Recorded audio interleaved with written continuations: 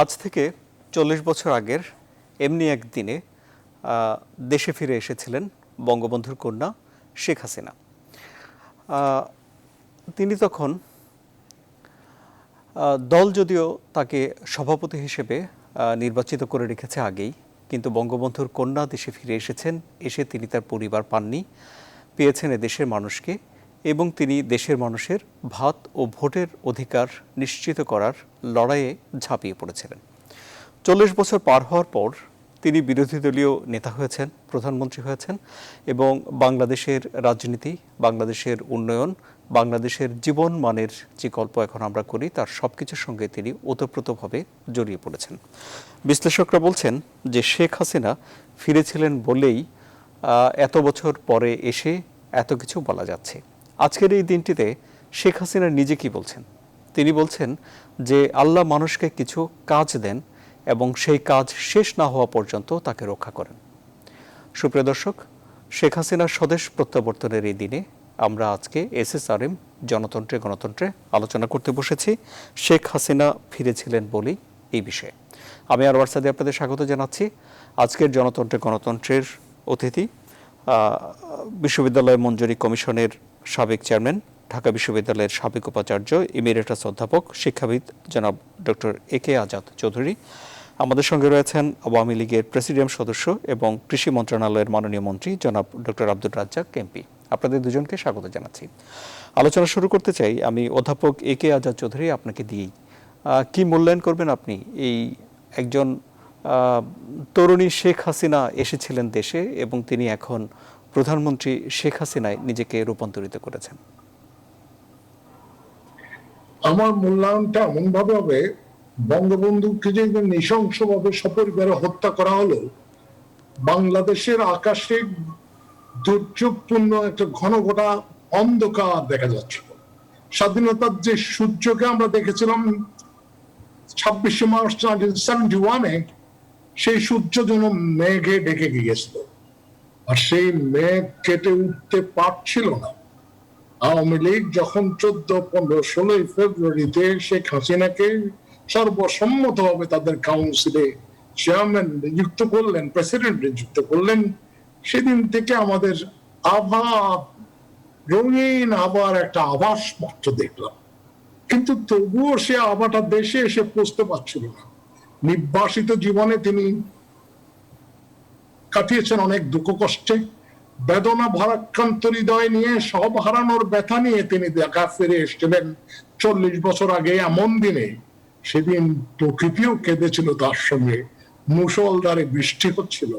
সেই বৃষ্টি যেন মানুষের কান্না চেপে রাখা বঙ্গবন্ধুকে হত্যা করার পরে দুয়ার খুলে বন্যার জলের মতো ভেসে আসলো।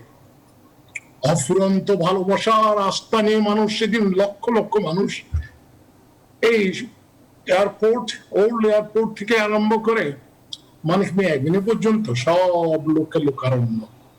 সেদিন সব হারানো শেখ হাসিনা, তরুণী শেখ হাসিনা দেশে ফিরে আসলেন দেশের মানুষের ভালোবাসাকে সম্বল করে দেশ গড়ার প্রত্যয় নিয়ে বঙ্গবন্ধুর আদর্শকে বাস্তবায়নের জন্য। আমি তখন বিশ্ববিদ্যালয়ের অধ্যাপক নয়, অ্যাসোসিয়েট প্রফেসর, PhD করে ফিরে এসেছি। যে দুর্যোগ ঘনঘটা চলছিল, বাক স্বাধীনতা তো দূরের কথা, প্রতিদিন প্রতি রাত্রে কারফিউ চলত। প্রতিদিন প্রতি রাত্রে আমরা খবর পেতাম মুক্তিযোদ্ধাদেরকে হত্যা করা হচ্ছে। সেই ইতিহাসে আর গেলাম না। সেই অন্ধকার আচ্ছন্ন দিনে শেখ হাসিনা ফিরে এসে তিলে তিলে নিজে গড়ে তুললেন। মানুষের আস্থাকে সম্বল করে তিনি স্বৈরাচার বিরোধী আন্দোলন করলেন এবং আরো গণতন্ত্র পুনরুদ্ধারে আন্দোলন করলেন। জীবনে অনেক ঝুঁকি তার উপর আসলো। আমরা দেখেছি গ্রেনেড হামলা দিয়ে 21শে আগস্ট গ্রেনেড হামলা কি হয়েছে। আমরা দেখেছি 79 পাউন্ড কেজির বোম প্ল্যান করা ছিল কি ছিল। আমরা দেখেছি শুধু বঙ্গবন্ধু নয়, তার সঙ্গে তার অনুসারী 4 নেতাকে জেলে হত্যা করা হয়েছিল। যে একটা বাক স্বাধীনতা তো দূরের কথা, সেদিন প্রতিটি বিবেকবান মানুষের পিছনে অনেক ইন্টেলিজেন্স লোককে লাগিয়ে দামিয়ে রাখা হচ্ছিল। আমি সে পিছনের কথা যেতে চাই না, শুধু এইটুকু বলতে চাই শেখ হাসিনা দৃঢ় প্রত্যয় নিয়ে 1996-এ 21 বছর পরে বাংলাদেশে নতুন করে আবার গড়ার শপথ নিয়ে আসলেন। সেই কালটা 96 to 2001 one of the golden period। তার যাত্রাটা শান্তি চুক্তি করলেন, গঙ্গা পানি চুক্তি করলেন, মানুষকে খাওয়া পড়ার আশ্রয় প্রশ্রয় দেওয়ার পদক্ষেপ নিলেন। সে পদক্ষেপ গুলো অনেক দূরে গিয়েছিল, কিন্তু তারপর তিনি, আমি এটা বলতে চাই না কেয়ারটেকার গভর্নমেন্ট বা অন্য কিছু বলতে চাই না, তিনি ক্ষমতা হারালেন। তারপর দেখলাম যে আরেক তাণ্ডব চললো কিছুদিন। তারপর আমরা এও দেখলাম সামরিক শাসন নয়, একটা অগণতান্ত্রিক সরকার চেপে বসলো। সেখানেও শেখ হাসিনার উপরে অনেক অত্যাচার ও বিচার করা হলো। তিনি জেলে থেকে সে প্রত্যয় করেছিলেন যে বাংলাদেশকে আবার তিনি গড়ে তুলবেন। আর সেই ধারায় 2008 সালের ডিসেম্বরের নির্বাচনে অকুণ্ঠ সমর্থন নিয়ে, জনসমর্থন নিয়ে উনি প্রাইম মিনিস্টার হলেন। তারপর তিলে তিলে তিনিও বাংলাদেশকে গড়ে তোলার জন্য অনেক করেছেন। হ্যাঁ, সমালোচনা আছে, পদক্ষেপে কিছু ভুলভ্রান্তি থাকতে পারে, কিছু প্রশ্নবোধক থাকতে পারে, কিন্তু সামগ্রিক বিচারে যদি আপনি দেখেন সেই তরুণ শেখ হাসিনা এসে দেশকে যেভাবে করলেন আর কিভাবে উন্নয়ন, আজকে আমরা বটমলেস বাস্কেট নই, আমরা করুণার পাত্র নই, আমরা ডেভেলপিং কান্ট্রিতে এন্টার করেছি। আমরা এখন শিক্ষায় 5 কোটি লোক, ছেলে মেয়ে, বিশ্ববিদ্যালয়, কলেজ, প্রাইমারি থেকে বিশ্ববিদ্যালয় পর্যন্ত ছাত্র, কয়েক 1000 কোটি টাকা ট্রাস্ট ফান্ড থেকে বৃত্তি পায়, প্রতি কোটি কোটি বই পাচ্ছে, স্কুল কলেজ হয়েছে, স্বাস্থ্য খাতের উন্নতি যদিও ধীর তবুও অনেক দূরে গিয়েছে। কোভিডে আমরা বিধ্বস্ত হয়েছে সারা বিশ্ব, অনেক গ্রোথ নিয়ে, অনেক আকাঙ্ক্ষিত develop country, rich country growth তো স্ট্যাগনেট করেছে, নেগেটিভ গ্রোথ হয়েছে। ইভেন বাংলাদেশের পাশের বড় রাষ্ট্র ভারতও নেগেটিভ গ্রোথের দিকে চলে গেছে। শেখ হাসিনার দৃঢ় নেতৃত্ব এবং তার নেতৃত্বের গুণে এবং তার সহকর্মীদের এবং অবশ্যই জনগণের সমর্থন নিয়ে আমরা গ্রোথের নেগেটিভ নয় পজিটিভ রেখে আরো এগিয়ে যাওয়ার চেষ্টা করছি। এটা তো তার কৃতিত্ব। আর যদি কৃতিত্বের কথা বলি, তিনি সাধারণ জীবন যাপন করছেন, যদিও প্রাইম মিনিস্টার, পম্প এন্ড গ্র্যান্ডেয়ার নেই, মানুষের সাধারণ বঙ্গবন্ধুর কন্যা হিসেবে বঙ্গবন্ধুর মতো হৃদয় নিয়ে মানুষের কাছে যান। হ্যাঁ, কারো কাছে হয়তো বলতে পারে যে আমাদের অর্থনৈতিক প্রবৃদ্ধি, সামাজিক প্রবৃদ্ধি, আমাদের উন্নয়ন, আমাদের নারীর শিক্ষা, আমাদের জন্ম হার, মৃত্যুর হার, সবকিছু মিলিয়ে আমাদের অর্জন বিশাল, কিন্তু তারপর হয়তো কিছু কিছু প্রশ্ন থাকতে পারে। কিন্তু সামগ্রিক বিচারে শেখ হাসিনার সেই দিনের প্রত্যাবর্তন বাংলাদেশে যে সূর্য আভা দিয়েছিল বঙ্গবন্ধু, সেই আভাতে উদ্ভাসিত হয়ে আজকে আমরা অনেক দূরে এগিয়ে যাচ্ছি। আমাদের যাওয়ারও শেষ নেই। আপনি যদি ধরেন পদ্মা সেতুর মতো একটা পদ্মা সেতু আমরা করেছি, এটা হয়তো বলতে পারেন যে এটা এমন কি, এইটা নিজের টাকায় করা। তারপর রূপপুর পাওয়ার প্ল্যান্ট 3টা পদ্মা সেতুর মতন টাকায় আমরা করেছি। আমার স্যাটেলাইট পাঠিয়ে, বঙ্গবন্ধু স্যাটেলাইটকে পাঠিয়ে স্যাটেলাইট যুগে আমরা গিয়েছি। ডিজিটাল ওয়ার্ল্ডের সঙ্গে আমাদের কানেক্টিভিটি হয়েছে। আমাদের অর্থনৈতিক প্রবৃদ্ধি 7-8 ক্রস করে দিয়েছে অনেক দিন ধরে। আমাদের জিডিপি পাশাপাশি দেশের তুলনা করা যাবে না। আমাদের এই প্রবৃদ্ধি, এটা সম্ভব হয়েছে মানুষের চেষ্টায়, সকলেই সহযোগিতা করেছেন, কিন্তু নেতৃত্ব তো দিয়েছেন বঙ্গবন্ধু কন্যা। এই অসংবাদিত নেত্রী যদি তার প্রতি আস্থার অটল না হতো আর তার নেতৃত্বকে মেনে এগিয়ে যাওয়ার পথ না হতো, তাহলে এত দূর এত দ্রুত আগাতে পারতাম কিনা আমরা জানি না। আমরা কাউকেই ছোট করছি না। যারা এই দেশের স্বাধীনতার পরে সপক্ষের শক্তি যারা ছিল, যারা মুক্তিযুদ্ধ করেছে, যারা আদর্শকে ধারণ করে, যারা অসাম্প্রদায়িক চেতনাকে ধারণ করে, বাঙালি জাতীয়তাবাদকে ধারণ করে, তারা সবাই কিছু না কিছু করেছে, আমি ছোট করবো না। কিন্তু শেখ হাসিনার কৃতিত্ব, নেতৃত্ব, অবদান আজ বাংলাদেশ মাথা উঁচু করে দাঁড়িয়েছে, প্রকৃতই মাথা উঁচু করে দিয়েছে। আমরা এখন যদি বলি খাদ্যের স্বয়ংসম্পূর্ণতা, আমাদের তো খাদ্যের স্বয়ংসম্পূর্ণ ছিলাম না। বঙ্গবন্ধু দেশ স্বাধীন করে এসেছিলেন, বিধ্বস্ত অর্থনীতি গড়তে চেয়েছিলেন। তারপরে এই দুর্ভিক্ষ যখন আরম্ভ হলো, কেন আরম্ভ হলো? শক্তিমান দেশ খাদ্য সাপ্লাই করে মাঝপথে শিপ চালাই দিল। সেই করুণার পাত্র তো আমরা নই। আমরা খাদ্যের স্বয়ংসম্পূর্ণ না, মাঝে মাঝে আমরা খাদ্য এক্সপোর্টও করে যাইছি। এই যে লেখাপড়া, খাদ্য, স্বাস্থ্য, ফিজিক্যাল ডেভেলপমেন্ট, আপনারা যদি বলেন, কয়েকদিন আগে দেখলাম যে বাংলাদেশ ইলেকট্রিক ট্রেনের এন্টার করেছে, বাংলাদেশ মেট্রো রেলের পথে যাচ্ছে, বাংলাদেশ টানেল করছে। সঙ্গে সঙ্গে আরো কথা আছে, পরিবেশের যে অবস্থা, Sheikh Hasina is a leader in the world in true sense. সে তো পরিবেশের এই lone voice from a developing world এত শক্তভাবে বলেছে, যার জন্য she got appreciation from the world. এবং আমেরিকান প্রেসিডেন্ট তার কাছে লোক পাঠিয়েছে অ্যাডভাইসের জন্য, কোঅপারেশনের জন্য। এটা তো জাতির গর্ব। জি, আমি জি অধ্যাপক অনেক জি জনাব আজাদ চৌধুরী, আমি আপনার কাছে আবারও আসবো শেখ হাসিনার বর্তমান দিক নির্দেশনা নিয়ে আপনার কাছ থেকে আরো বিস্তারিত জানবো। জনাব ডক্টর আব্দুর রাজ্জাক এমপি যখন তিনি দেশে ফিরে এলেন, ওনার আত্মীয় স্বজন নেই, দল গোছানো সামনে, গণতন্ত্রের জন্য সংগ্রাম করা, দেশের মানুষের অর্থনৈতিক মুক্তি দেওয়ার বিষয়টিও ওনার কাঁধে চেপে বসলো। সেটি কতটুকু কঠিন ছিল একজন নেত্রীর পক্ষে এইসব বিষয়গুলোকে জয় করা?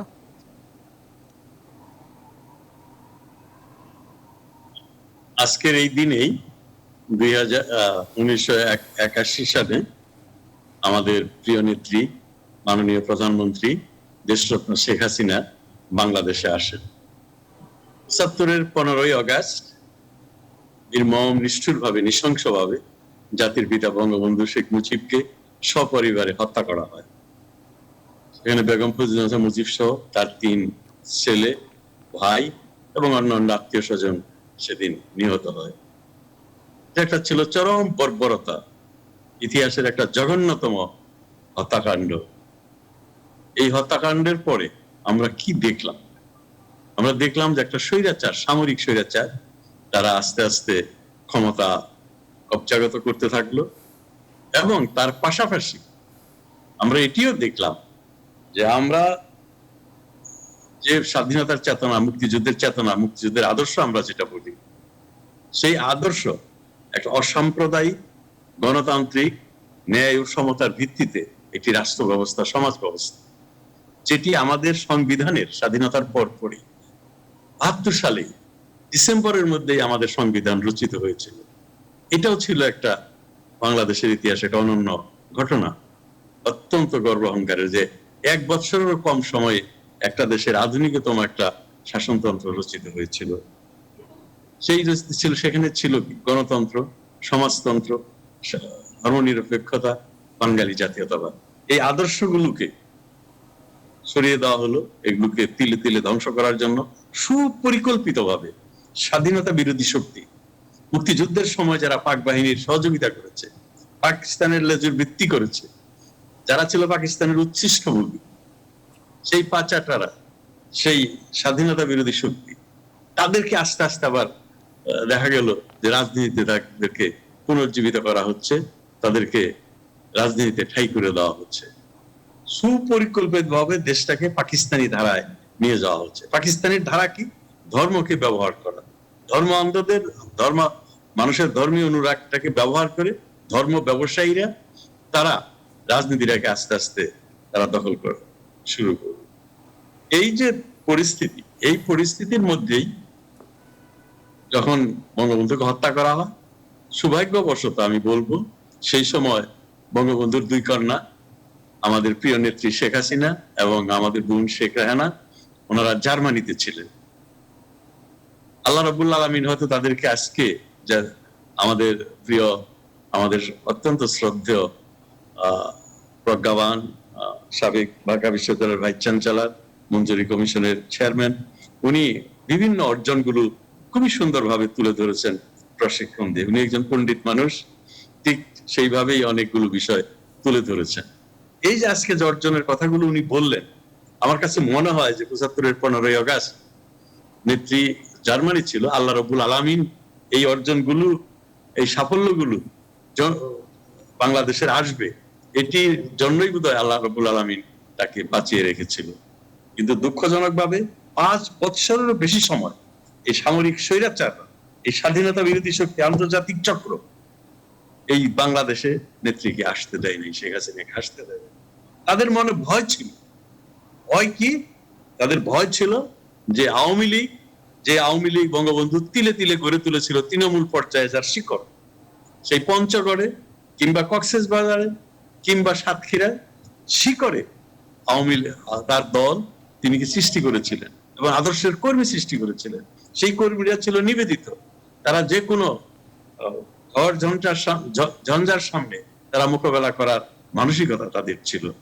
তাই এই সামরিক স্বৈরাচারদের আরেকটি লক্ষ্য ছিল যে আওয়ামী লীগকে নেতৃত্ব শূন্য করতে হবে, আওয়ামী লীগ দলটাকে একদম দুর্বল করে ফেলতে হবে, তাদের যেন কোনো অস্তিত্বই দেশে না থাকে। এবং এই গোলাম আজমকে দেশে নিয়ে আসা হলো। তারপর আমি যেটা বলছিলাম, দালালদেরকে তাদেরকে এই রাজনীতিতে ঠাঁই করে দেওয়া হলো, তাদের পুনর্বাসনের ব্যবস্থা করা হলো। এই মুহূর্তে তাদের আরেকটা লক্ষ্য ছিল আওয়ামী লীগকে দ্বিধা বিভক্ত করা, যত ভেঙে এটাকে নতুন নতুন দল করা যায়। আমরা দেখছি যে আরেকটা আওয়ামী লীগ ভেঙে আরেকটা আওয়ামী লীগ হলো, এইভাবে চেষ্টা করছিল।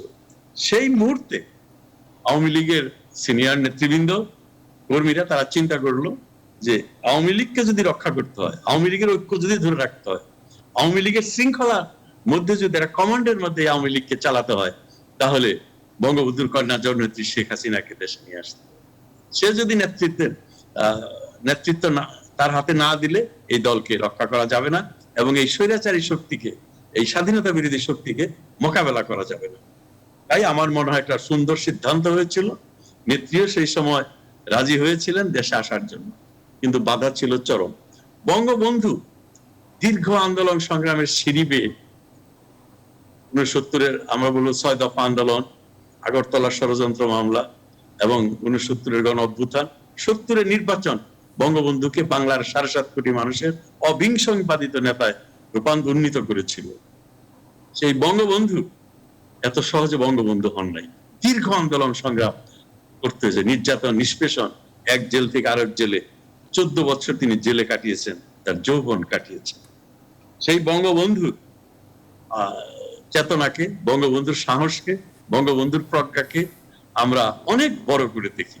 কিন্তু দুঃখজনক ভাবে তারাও, যারা স্বাধীনতা, তারাও বুঝতে পেরেছিল যে বঙ্গবন্ধুকে হত্যা করা হয়েছে, তার কোন উত্তরসূরি যেন বেঁচে না থাকে, সে যেন এই নেতৃত্বের এটাকে না ধরতে পারে, তাই তারা তাকে দেশে আসতে দিচ্ছিল না। কিন্তু উনি সাহস দেখিয়ে সেদিন আওয়ামী লীগের নেতারা তাকে সভাপতি করেছিলেন আওয়ামী লীগের, উনি অনেক সাহসিকতা নিয়ে বাংলাদেশে ফিরে এসেছেন। আমাদের প্রফেসর আজাদ উনি বলেছেন যে সেদিন মেঘলা ছিল আকাশ, মুষলধারে বৃষ্টি ছিল, এটি যেন বঙ্গবন্ধুর জন্য বাংলার মানুষের নেত্রীর প্রতি মমতা, বঙ্গবন্ধুর কন্যার প্রতি মমতা দেখানোর জন্যই সেদিন মনে হয় মুষলধারে বৃষ্টি হচ্ছে। এই বৃষ্টির মধ্যেও সেদিন আমাদের কর্মীরা, আমাদের নেতারা স্লোগান তুলেছিল, ঝড় বাদল আধার রাতে শেখ হাসিনা আমরা আছি তোমার পাশে। এই যে কথাগুলো, যে সমস্ত লক্ষ লক্ষ মানুষ সেদিন তাকে স্বাগত জানানোর জন্য, অভিনন্দন জানানোর জন্য এয়ারপোর্ট থেকে শুরু করে মানিক এভিনিউতে মানুষের ঢল নেমেছিল, জনসমুদ্রে রূপান্তর হয়েছিল। এই ঝড় ঝঞ্ঝা, সত্যিকারের ঝড় ঝঞ্ঝা মোকাবেলা করে সেদিন তার কথা শোনার জন্য সে এক আবেগময় দৃশ্যের অবতারণা হয়েছিল। কিন্তু ওই স্বাধীনতা বিরোধী শক্তি, স্বৈরাচাররা সেখানেই থামে নাই। সামরিক, নতুন সামরিক শাসক আসে। আমরা দেখলাম জিয়াউর রহমানকে বারবার সে কারফিউ দিয়ে দেশ পরিচালনা করত, বারবার কু হয়, কু পাল্টা কু। উনি রাতের অন্ধকারে 2 মিনিট 3 মিনিটের বিচারে শত শত সামরিক বাহিনীর সদস্যদেরকে ফাঁসির মঞ্চে ঝুলিয়েছেন এবং তাদেরকে চাকরি থেকে বের করে দিয়েছে। এমনই নানান তাদেরই আত্মকলহের মাঝে এবং সামরিক বাহিনী ধ্বংসের পথে ছিল, তারাই তাকে হত্যা করেছে। তারপরে আসলো আবার এরশাদ, আরো একজন স্বৈরাচার, আরো একজন সামরিক বাহিনীর সামরিক শাসক, সেও দীর্ঘদিন এই গণতন্ত্রকে কবর দিয়ে গণতন্ত্রের নামে গণতন্ত্রের লেবাস করে দেশ পরিচালনা করেছে। সত্যিকার অর্থে আমি বলবো 1975 সাল থেকে 21 সাল 96 সাল পর্যন্ত, যদি 91 সালে একটা নির্বাচন হয়েছিল, সেই নির্বাচনে নির্বাচনের খালেদা জিয়া এবং এই স্বাধীনতা বিরোধী শক্তিরা ক্ষমতা এসেছিল, কিন্তু সেখানেও অনেক ষড়যন্ত্র ছিল, যেটিকে বলা হয়েছিল সূক্ষ্ম কারচুপি। সেই সূক্ষ্ম কারচুপির মাধ্যমে ক্ষমতা এসে ওই স্বৈরাচারী ক্যান্টনমেন্ট এবং পাকিস্তানের আইএসআই, যাদের টাকা এই বিএনপি চলে, যারাই বিএনপি কে পরিচালনা করে, ওই জামাত, তারপরে এই ধর্মান্ধরা, তারা মিলে এই 96 পর্যন্ত দেশ পরিচালনা করেছে। এই দেশে 96 সালে মানুষ সার পায় নাই, ভিক্ষার জন্য না, ত্রাণের জন্য না, জমিতে সার দিবে, সার নাই, এবং তার জন্য আন্দোলন করতে গিয়ে, সার চাইতে গিয়ে, যে আমার জমিতে সার দিব, ক্ষেত পুড়ে যাচ্ছে, আমার ধান নষ্ট হয়ে যাচ্ছে, সেই সার পায় নাই, তাদেরকে গুলি করে 18 জন কৃষককে গুলি করে হত্যা করা হয়েছিল। এমনি অনেক উদাহরণ আমি দিতে চাই।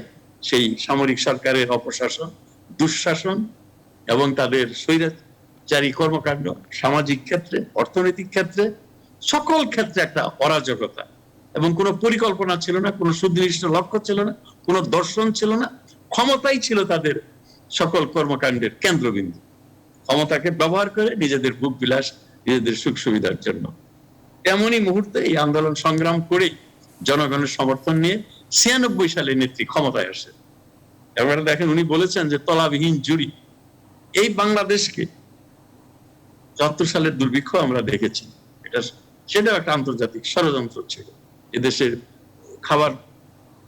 খাবার জাহাজকে, শিপকে বিদেশে ডাইভার্ট করা হয়েছিল। যাই হোক, সেটা আমি বলতে চাই না।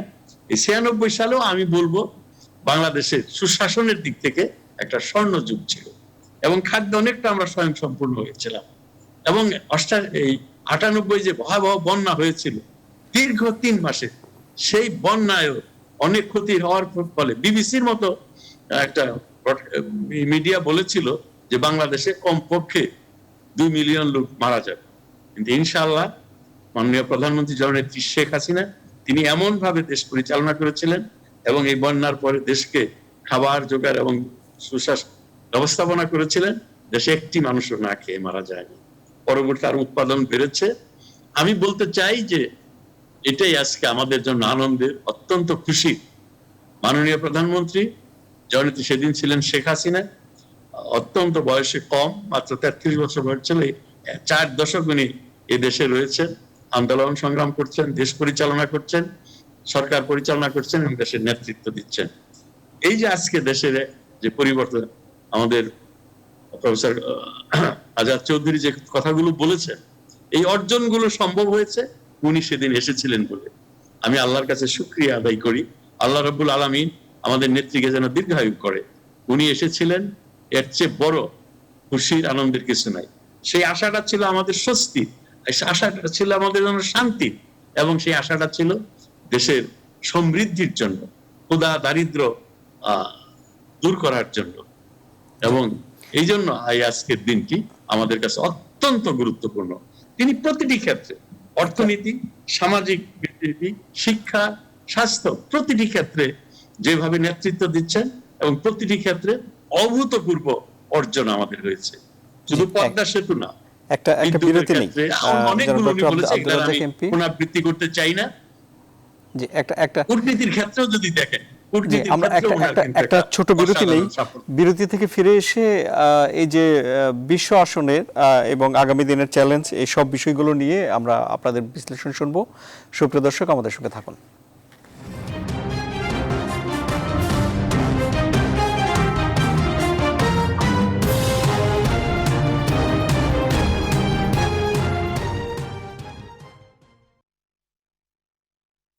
আবারও স্বাগত। আপনারা দেখছেন SSRM জনতন্ত্র গণতন্ত্র। জনাব অধ্যাপক ডক্টর এ কে আজাদ চৌধুরী, শেখ হাসিনার সবচেয়ে বড় রাজনৈতিক সাফল্য কোন ঘটনাকে মনে হয় আপনার? সবচেয়ে বড় সাফল্য হলো বাংলাদেশের সমস্ত মানুষকে নিয়ে এগিয়ে যাওয়ার যে পদক্ষেপ উনি নিয়েছেন, এবং সেটাতে যে উত্তরণ ঘটিয়েছেন, এটাই সবচেয়ে বড় সাফল্য। মানুষকে বঙ্গবন্ধু বলছিলেন যে, ফার্স্ট বলেছিল আপনার দুর্বলতা কোথায়, আপনার সবলতাটাও কোথায়। বঙ্গবন্ধু বলেছিলেন আমার দুর্বলতা আমি মানুষকে ভালোবাসি, আমার সবলতা আমি মানুষকে ভালোবাসি, এটাই আমার সবলতা সক্ষমতা।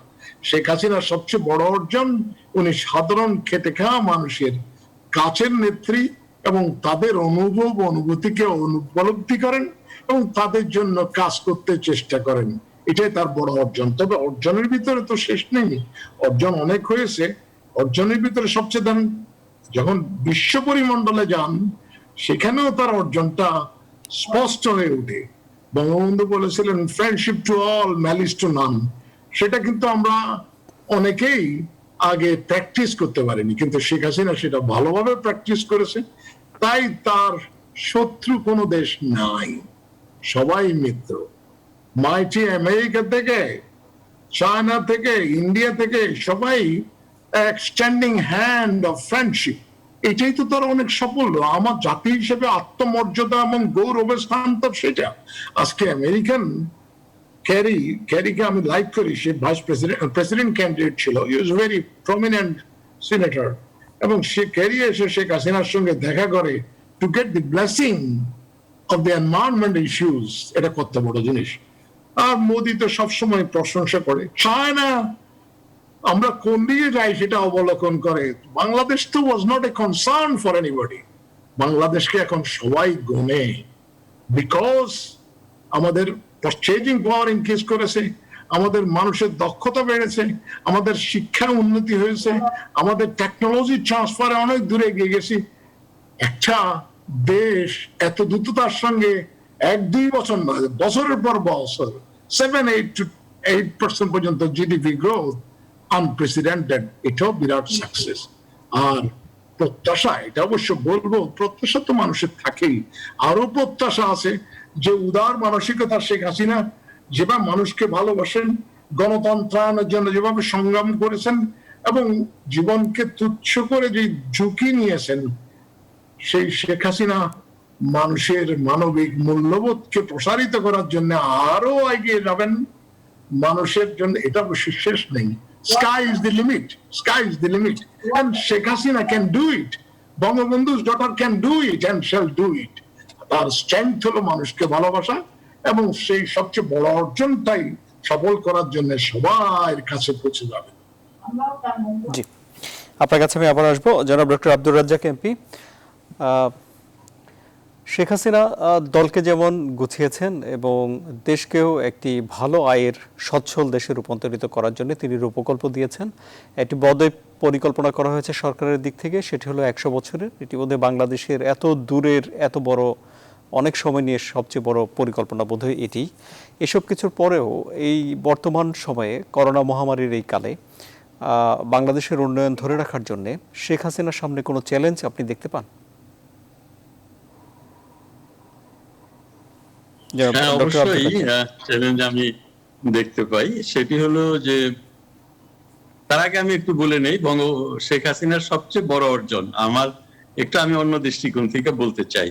সবচেয়ে বড় সাফল্য হলো যে তিনি, আমরা 30 স্বাধীনতার মুক্তি, বিভিন্ন সংগ্রাম আন্দোলন এবং পরবর্তীতে 9 মাস ব্যাপী রক্তক্ষয়ী যুদ্ধে 30 লক্ষ মা বোন শাহাদাত বরণ করেছে, শহীদ হয়েছে, 2 লক্ষ মা বোনের ইজ্জত গিয়েছে, এবং ঘর বাড়ি, এই দেশের সম্পদ ধ্বংস হয়েছে। এই যুদ্ধে আমাদের যে চেতনা নিয়ে আমরা, বঙ্গবন্ধু আমাদেরকে উজ্জীবিত করেছিল, যেটা আমি বলেছি স্বাধীনতার মুক্তিযুদ্ধের চেতনা, অসাম্প্রদায়িক গণতান্ত্রিক রাষ্ট্র ব্যবস্থা, ন্যায় ও সমতার ভিত্তিতে, এই স্বাধীনতার মুক্তিযুদ্ধের চেতনাটাকে তিনি দেশ পরিচালনার জন্য পুনঃস্থাপন করতে পেরেছেন। এই যে গণতন্ত্রকে, গণতন্ত্রের মূল্যবোধ, শুধু গণতন্ত্র তো শুধু পার্লামেন্টে না, সমাজের সকল স্তরে, সকল প্রতিষ্ঠানে গণতান্ত্রিক চেতনা মূল্যবোধের দেশ পরিচালনা করা, বিভিন্ন সংস্থা পরিচালনা করা, মানুষের মধ্যে গণতান্ত্রিক আদর্শটাকে জাগিয়ে তোলা, এটি আমার মনে হয় যে স্বৈরাচার সামরিক বাহিনীর বিরুদ্ধে এটা আমরা করতে পেরেছি। যারা এরকম ক্ষমতার চিন্তা ভাবনা করে অসাংবিধানিক পথে, তারাও এখন অনেকটা সাবধান। এবং আমি মনে করি না যে ভবিষ্যতে খুব সহজেই এই স্বৈরাচারী অসাংবিধানিক শক্তি বাংলাদেশে ক্ষমতা নেবে। কাজে এটা আমি মনে করি, এবং এটার উপর ভিত্তি করে আমাদের উন্নয়ন অর্থনীতির ক্ষেত্রে, সামাজিক ক্ষেত্রে হচ্ছে। আর আপনি যেটি বলছেন যে চ্যালেঞ্জ, বাংলাদেশের সবচেয়ে সমস্যা হলো অত্যন্ত ঘনবসতিপূর্ণ দেশ, 1200-রও বেশি মানুষ পার স্কয়ার কিলোমিটারে। পৃথিবীতে সবচেয়ে বেশি মানুষ হলো চীন দেশে, লার্জেস্ট পপুলেশন।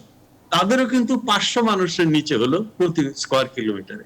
পার্শ্ববর্তী দেশ আপনার ভারত, দ্বিতীয় জনসংখ্যার দিক থেকে বৃহত্তম দেশ। সেই ভারতেও আপনার 400-র মতো মানুষ বা তারও কম স্কয়ার কিলোমিটারে। আর রাশিয়া তো 2 জন মানুষ, 1 জন মানুষ, অস্ট্রেলিয়াতে 1 জন 2 জন মানুষ পার স্কয়ার কিলোমিটারে। এই বাংলাদেশের এই এত মানুষ। আরেকটি হলো যে বিভিন্ন উন্নয়ন কর্মকাণ্ডের ফলে রাস্তাঘাট, বাড়িঘর, শিল্প কারখানা, এগুলোর কারণে আমাদের মাথাপিছু আমাদের কমে যাচ্ছে, মাথাপিছু জমি এটা কমে যাচ্ছে। আগে ছিল 28 ডেসিমেল, এটা কমে আসছে 10 ডেসিমেল। এই জমি থেকে মানুষের খাদ্য নিরাপত্তা নিশ্চিত করতে হবে, বিভিন্ন শিল্প কারখানার কাঁচামালের যোগান দিতে হবে, পুষ্টি জাতীয় খাবার আমরা চ্যালেঞ্জ হিসেবে নিয়েছি। যেমন আমরা দানা জাতীয় খাদ্যে স্বয়ংসম্পূর্ণ। আমরা বলছি এখন আমাদের সামনে হলো মানুষকে নিরাপদ এবং পুষ্টি সম্মত খাবার, দুধ, মাছ, মাংস, শাক, সবজি, ফলমূল, এগুলো খাওয়াতে হবে, যাতে আমাদের ভবিষ্যৎ প্রজন্ম মেধাবী হয়, তাদের মধ্যে সৃজনশীলতা আসে। এই জিনিসগুলো আমাদের সামনে, এই জনসংখ্যা এবং আমাদের প্রাকৃতিক সম্পদ যেটি জমি এবং পানি, এটা আমাদের ক্রমান্বয়ে কমে যাচ্ছে। এই ক্ষেত্রে এখন আমাদের সামনে সম্ভাবনাটা কোথায়? সম্ভাবনা হলো বাংলাদেশকে শিল্পায়ন করতে হবে, ম্যানুফ্যাকচারিং সেক্টরকে বাড়াতে হবে, প্রসারিত করতে হবে। আমরা মূলত ছিলাম কৃষি ভিত্তিক দেশ, জিডিপিতে কৃষির অবদান ছিল প্রায় 60 ভাগ, এটা কমে এখন আসছে 14 ভাগেরও নিচে। সার্ভিস সেক্টর এটা 50 বা তার বেশি, এটাও কমতে হবে, বাড়াতে হবে ম্যানুফ্যাকচারিং সেক্টর। শিল্প কারখানা হলে আমাদের ছেলে মেয়েরা যাচ্ছে, স্কুলে যাচ্ছে, কলেজে যাচ্ছে, বিভিন্ন টেকনিক্যাল এডুকেশনে যাচ্ছে, তাদের চাকরির ব্যবস্থা করতে হবে, তাদের কর্মসংস্থান করতে হবে, এবং কর্মসংস্থান করলে আয় বাড়বে, ডোমেস্টিক মার্কেটও বাড়বে এবং সার্বিক দেশের উন্নয়ন হবে। কাজে কর্মসংস্থানের মাধ্যমে আয় আমাদের বাড়াতে হবে। এর জন্য প্রধানমন্ত্রী কি করেছেন আমি এক কথায় বলতে চাই, অবকাঠামো যেটি, অবকাঠামো কি বিদ্যুৎ, অবকাঠামো কি গ্যাস, রাস্তা, 4 লেন রাস্তা, পোর্ট, এগুলো আপনার শিল্পায়নের জন্য খুব গুরুত্বপূর্ণ। এই যে শিল্পায়নের যে ভিত্তি, সেটি তিনি রচনা করেছেন। আইসিটি, তারপরে কৃষি, যেমন সবসময় একটা বাধা থাকে খাদ্য, যদি আপনি সংকট থাকে, যদি খাদ্যের অভাব থাকে, বিদেশের উপর নির্ভরশীল, তখন নানান সমস্যা দেখা দেয়। সেখানে কিন্তু আমাদের একটা ভালো অর্জন। কাজে কৃষির উন্নয়ন হলে সেখান থেকেই অন্যান্য উন্নয়নগুলো হয়, প্রযুক্তির ক্ষেত্রে, শিল্পের ক্ষেত্রে। আমি বলতে চাচ্ছি এটাই যে মাননীয় প্রধানমন্ত্রীর সামনে চ্যালেঞ্জ হলো যে আমাদের এই বিনিয়োগ বাড়াতে হবে, শিল্প কারখানা উৎপাদন বাড়িয়ে আমাদের আগামী প্রজন্ম তরুণদের তাদের কর্মসংস্থানের ব্যবস্থা করতে হবে, দক্ষ শ্রমিক, দক্ষ মানব সম্পদ গড়ে তুলে সেটা দিয়ে দেশকে উন্নয়নের দিকে নিয়ে যেতে হবে। আমি এটাই আমি বলতে চাচ্ছি যে এটা আমাদের মাননীয় প্রধানমন্ত্রীর সামনে চ্যালেঞ্জ। আরেকটি হলো যে ক্লাইমেট চেঞ্জ, তারপরে এগুলো তো প্রাসঙ্গিক, এগুলো আছে। আমরা ওই লক্ষ্যে যাওয়ার জন্য, ক্লাইমেট চেঞ্জ এটা আন্তর্জাতিক সমস্যা, বিশ্বব্যাপী সমস্যা, আমাদের পরিবেশকে রক্ষা করা, এনভায়রনমেন্ট, এগুলো ওনার জন্য চ্যালেঞ্জ। সেগুলো আমরা সারা পৃথিবীর সাথেই আমরা সম্পৃক্ত হয়ে এগুলো মোকাবেলা করার জন্য নানান প্রস্তুতি নিয়েছি। কাজে আমাদের ভিত্তিটা রচনা হয়েছে। আশা করি এই যে উল্লফন যেটা বলা হয়, যে আমরা একটা জাম দিব, মানে আমরা উন্নয়নের মহাসড়কে আছি, অগ্রযাত্রার সমৃদ্ধির অগ্রযাত্রায় আমরা মহাসড়কে আছি। এই অগ্রযাত্রাটাকে বেগবান করতে হবে, ত্বরান্বিত করতে হবে, এটি আমাদের জন্য চ্যালেঞ্জ। আপনি যদি আরেকটু আমাকে এমডিজি দেখেন, এমডিজি ছিল 7টা গোল, দারিদ্রকে অর্ধেকে নামিয়ে নিয়ে আসা। তখন দারিদ্র ছিল আমাদের 56 ভাগ, 90 সালে, এটা 28 ভাগে আনার কথা ছিল, অর্ধেক। এটা ছিল এমডিজির লক্ষ্য। বাংলাদেশ আপনার 15 সালের আগেই আমরা এটা 22-এ নামিয়ে নিয়ে এসেছিলাম। এই জন্যই বাংলাদেশের সারা পৃথিবীতে প্রশংসিত। মাতৃ মৃত্যুর হার কমিয়েছি, শিশু মৃত্যুর হার আমরা কমিয়েছি। এমডিজি গোলের ইয়েতে আমরা, আমাদের মেয়েরা আজকে স্কুলে যায়, সমস্ত ছেলে মেয়েরা আজকে স্কুল কলেজে যায়, এবং মেয়েরা ছেলেরা সমান, তারা ছাত্র, কেউ আজকে স্কুলের বাইরে নেই। এগুলো হলো আমাদের অর্জন। এসডিজি গোলের যে লক্ষ্য হলো যে দারিদ্র্যকে একদম শূন্যতে নিয়ে আসতে হবে, অতি দারিদ্র্যকেও শূন্য নিয়ে আসতে হবে, দারিদ্র্যকে 5-6 ভাগ, সেই লক্ষ্য নিয়ে আমরা এসডিজি গোল অর্জনের জন্য এগিয়ে যাচ্ছি। আমি বিশ্বাস করি আমাদের নেত্রীর অভিজ্ঞতা, তার প্রজ্ঞা, দূরদর্শিতা এবং ব্যবস্থাপনা, উনি যে সাফল্যের পরিচয় দিয়েছে, এটা যদি অব্যাহত থাকে, ইনশাল্লাহ বাংলাদেশ এসডিজি গোল অর্জন করবে এবং আমরা মধ্যম আয়ের দেশ না, উচ্চ মধ্যম আয়ের দেশে 30 সালের মধ্যে রূপান্তর হবো।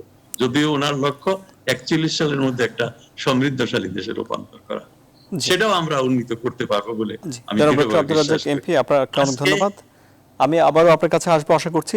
অধ্যাপক ডক্টর এ কে আজাদ চৌধুরী, রাজনীতিবিদ এবং দেশনায়ক শেখ হাসিনার সামনে কি কি চ্যালেঞ্জ আপনি দেখেন? রাজনীতি ইটস এ ডিফিকাল্ট এরিয়া। এটা আমার নট মাই কাপ অফ টি। আমি তো এটা আমার কাপ অফ টি না, আমি এটা পুরো বলতেও পারবো না। তবে হ্যাঁ, রাজনীতির স্থানটা থেকে সহাবস্থানের ক্ষেত্রটাকে প্রসারিত করতে হবে, সহমর্মিতাকে এনকারেজ করতে হবে, এবং ফিলিং অফ ডিপ্রাইভেশন যেন কারো না থাকে, সেটা রাজনীতিবিদ হোক বা খেতে খাওয়া মানুষ হোক।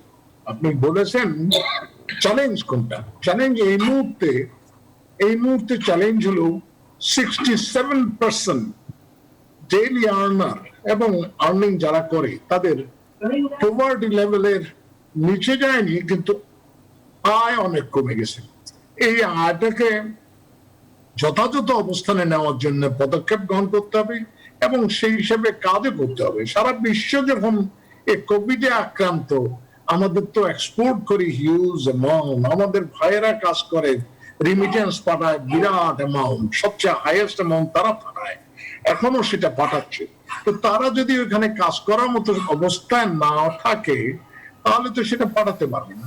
আর আমাদের যে 67% ইনকাম কমে গেছে, ওইটাকে রিপ্লেনিশ না করতে পারলে হোম মার্কেটেও অসুবিধা হবে। সুতরাং সুদূর প্রসারী ফলকে ধরে রাখতে হলে উনি অবশ্য প্ল্যান করছেন সেই হিসাবে আমাদের অর্থনৈতিক সমৃদ্ধির দিকে তাকাতে হবে, সামাজিক মূল্যবোধটাকে প্রতিষ্ঠিত করতে হবে। সামাজিক মূল্যবোধে যে কিছু ধস নামে নাই এটা বলা যাবে না। আমাদের প্রভূত উন্নতি হয়েছে, মেগা স্ট্রাকচার হয়েছে, ফিজিক্যাল ডেভেলপমেন্ট হয়েছে, ইকোনমিক ডেভেলপমেন্ট হয়েছে, প্রেস্টিজ ওয়ার্ল্ড অ্যারেনাতে বেড়েছে, কিন্তু আমাদের সামাজিক মূল্যবোধের কিছু অবক্ষয় হয়েছে। রাজনীতির ক্ষেত্রেও কিছু অস্থিরতা আছে, এটা খুব বড় নয়, সব দেশেই থাকে। তবে সেখানে ক্ষেত্রটা যদি সহমর্মিতার ক্ষেত্রটা প্রসারিত করা যায়, তাহলে আরো সলিড ডেভেলপমেন্ট হবে। একটা কথা হবে সেখানে বলে রাখা ভালো, আমি যতদূর দেখেছি শেখ হাসিনা টলারেন্ট ভিউ সবসময় ছিল। আমি দেখেছি কেয়ারটেকার গভর্নমেন্ট প্রতিষ্ঠা করার জন্য সংগ্রাম কিন্তু শেখ হাসিনাই বেশি করেছে। গণতন্ত্রকে ক্যান্টনমেন্ট থেকে বের করে আনার জন্য শেখ হাসিনাই অবদান বেশি রেখেছে। সেই প্রেক্ষাপট বিচার করলে আমার মনে হয় তার মনের উদারতা দিয়ে রাজনীতির ক্ষেত্রটাকে আরো সহনশীল, পরস্পর শ্রদ্ধাবোধ যদি বাড়ানো যায়, সেটা এক পক্ষে হয় না, দুপক্ষেরই লাগবে। সেই দুপক্ষের শ্রদ্ধাবোধটা থাকলে, সহমর্মিতা থাকলে, আর যেটা কথা, ইনইকুইটি সমাজে বেশি দেওয়া যাবে না। যার খুব বিলিয়ন বিলিয়ন ডলার কেউ ইনকাম করবে আর এক্সপোর্ট করবে, ট্রান্সফার করে অন্য দেশে নিয়ে যাবে, সেটা শেখ হাসিনা শক্ত হাতে কন্ট্রোল করতে চেষ্টা করছে। কিন্তু আমরা তো সমাজে বাস করি, সমাজের সবকিছু তো আর এক অর্ডারে চলে না। আমার মনে হয় সেদিকে জোর দিলে আমাদের ট্রান্সফার অফ ওয়েলথ যদি অন্য জায়গায় কমানো যায়, আমাদের যদি সমন্বয়তার ক্ষেত্রটা প্রসারিত করা যায়, আমাদের যদি অসমতা বাড়তে নেওয়া হয়, ইনক্লুসিভ গ্রোথ যাকে বলে, সবাইকে নিয়ে গ্রোথ, এটা তো এখন বোঝা যায়। কোভিড এর সময় খেটে খাওয়া মানুষেরা যখন টাকা নাই, উনি দিচ্ছেন, এইড দিচ্ছেন, খাওয়ার পৌঁছাচ্ছেন, but how money, how much, সেইটা করার জন্য যদি আমরা আমাদের এই সক্ষমতা বাড়াই এবং পারস্পরিক শ্রদ্ধাবোধ বাড়াই এবং অসমতাটাকে বাড়তে নিয়ে দেই, ইনক্লুসিভ গ্রোথ করি, তাহলে that will be solid growth and it will sustain for long period. অনেক আমার ধন্যবাদ। মনে হয় শেখ হাসিনা সেটা করবেন এবং করতে চেষ্টা করছেন। অনেক ধন্যবাদ আপনাকে অধ্যাপক ডক্টর এ.কে আজাদ চৌধুরী। জনাব ডক্টর আব্দুর রাজ্জাক এমপি, আপনার হাতে আর 2 মিনিট সময় আছে, আপনার শেষ কথাগুলো শুনি। আমি শেষ করার আগে শুধু এটুকুই বলতে চাই, আল্লাহ রাব্বুল আলামিন আমাদের মাননীয় প্রধানমন্ত্রী জননেত্রী শেখ হাসিনাকে যাকে যেন দীর্ঘায়ু করেন, উনি যেন সুস্থ থাকেন, উনি কঠোর পরিশ্রম করেন, সকল আন্তরিকতা দিয়ে, নিষ্ঠা দিয়ে তিনি দেশের সেবা করছেন। এই উন্নয়নের যে ধারা, এটাকে অব্যাহত রাখার জন্য ওনার নেতৃত্ব অপরিহার্য। আমি মনে করি সেটা আমাদের জন্য আজকের এই ওনার ফিরে আসার দিনে এটি বারবার আমার মনে আসছে। উনি না আসলে কি হতে পারত, দেশটা কোথায় যেত? স্বাধীনতা বিরোধী শক্তি যারা মুক্তিযুদ্ধের চেতনায় বিশ্বাস করে না, ধর্মান্ধ, এই সম্প্রতি আপনি দেখছেন, এই সম্প্রতি কি ঘটে গেল বাংলাদেশে, ব্রাহ্মণবাড়িয়া, রাজনৈতিক দূরদর্শিতা তার কোথায়? ব্রাহ্মণবাড়িয়া, ঢাকার এবং আরো কতগুলো ঘটনা চিটাগাঙে, হাটহাজারীতে যা হয়েছে, পরবর্তীতে উনি যেভাবে এটাকে মোকাবেলা করেছেন। আবার যদি আমি বলি 2013 5ই মেতে এই মে মাসে তারা এই শাপলা চত্বরে যে সমাবেশ করেছিল এবং যে হুমকি তারা সরকারকে দিয়েছিল, জাতিকে দিয়েছিল, যে মনে হয় যেন তারা কালই সরকার গঠন করবে, সেটিও কিন্তু ওনার কৌশল এবং দূরদর্শী দিয়ে শুধু মোকাবেলা করে নাই, সারা জাতিকে একটা স্বস্তির জায়গায় নিয়ে গিয়েছিল, বিশ্বাসের জায়গায় নিয়ে গিয়েছিল। এই বিশ্বাস অব্যাহত থাকবে। আমি মনে করি আজকে অনুষ্ঠানটি সুন্দর হয়েছে। আপনাকে অনেক ধন্যবাদ। অনেক ধন্যবাদ, অনেক ধন্যবাদ। আমাদের হাতে আর সময় নেই। আরো খবর ও বিশ্লেষণ জানতে সুপ্রিয় দর্শক আপনারা ভিজিট করুন www.news24bd.tv। সবাইকে অনেক ধন্যবাদ আমাদের সঙ্গে থাকায়।